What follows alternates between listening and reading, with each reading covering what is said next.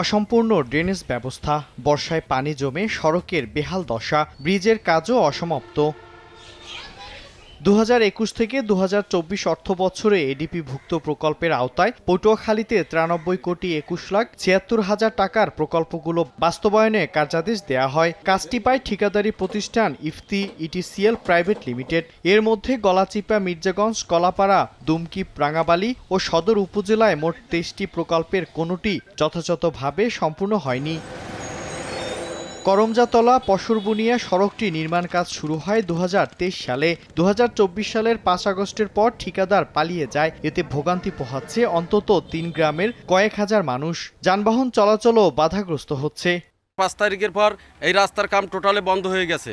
এই রাস্তার কন্ট্রাক্টর পর্যন্ত পলাইয়ে গেছে। আমরা এইখানের জনগণ খুবই অসহায় হয়ে গেছি। প্রায় 4 থেকে 5 কিলোমিটার ঘুরে তারপরে রোগীগুলো হসপিটাল নিতে হয়। জামা কাপড়ে কাদা সেটে, তাই আমাদের রাস্তাটা জরুরি প্রয়োজন।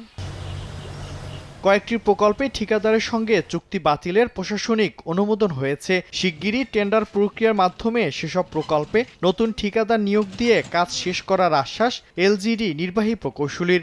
আগের কন্ট্রাক্টগুলো শেষ করে ক্যান্সেল করে তাদের ডিভারমেন্ট করে পুনরায় আমরা রিমেনিং অংশের এস্টিমেট করে অনুমোদন নিয়ে আবার টেন্ডারে যাব।